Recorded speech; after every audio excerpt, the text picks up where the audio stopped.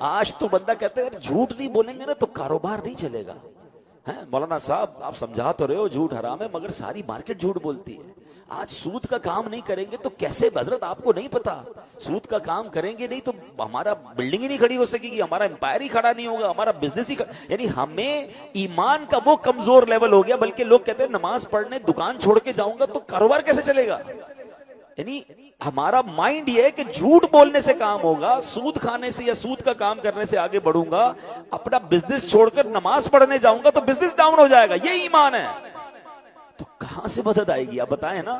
آپ غور کریں کتنی چیزیں. آج کسی کو کہو بھائی دین کا کام سیکھنے کے لیے کچھ تھوڑا سا ٹائم نکالو، ارے بھائی بچوں کو کھلانا بھی ہے، ہمارے کاروبار بھی ہیں، ہم اگر چلے گئے دین کے کام کے لیے 2-4 دنوں کے لیے تو پیچھے کون ہوگا؟ بچوں کا کیا ہوگا؟ فیملی کا کیا ہوگا؟ تو پھر یہی ایمان ہے نا ہمارا. ہمیں پھر اللہ پر بھروسہ تو نہ رہا نا.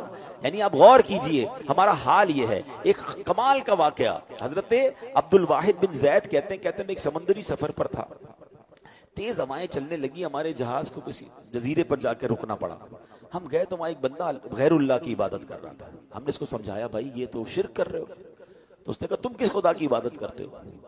تو انہوں نے تفسیر بتائی کہ ہم اللہ کی عبادت کرتے ہیں، اللہ نے ایک رسول ہم پر بھیجے، انہوں نے ہمیں معجزات دکھائے، دلیلیں بتائیں، ہم ایمان لے آئے ان پر.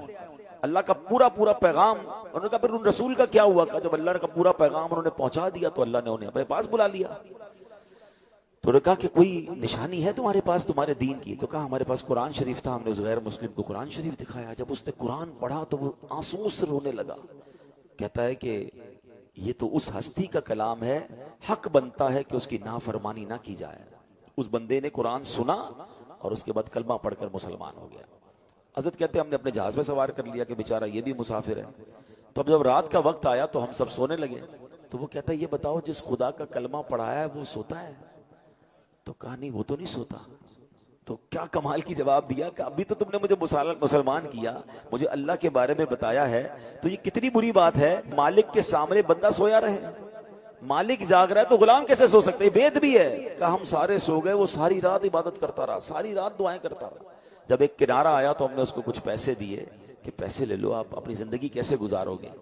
تو وہ کہتا ہے کہ بڑی عجیب بات ہے، جب میں اللہ کی پوجا نہیں کرتا تھا، غیر اللہ کو پوچھتا تھا تو مجھے وہ روزی دیتا تھا. اب تو میں مسلمان ہو گیا ہوں تو مجھے تمہارے پیسوں کی کیا ضرورت ہے؟ وہ مجھے بھوکا کیوں رکھے گا؟ ہائے ہائے. وہ کہتے ہیں یہ ہم بندہ ہمیں یہ کہہ کر جدا ہو گیا اور اندازہ ہوا کہ یہ نیا ہونے والے مسلمان کا ایمان کتنا پکا تھا.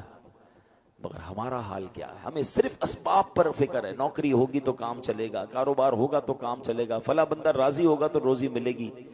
اللہ کے بارے میں خیال بھی دل میں نہیں آتا.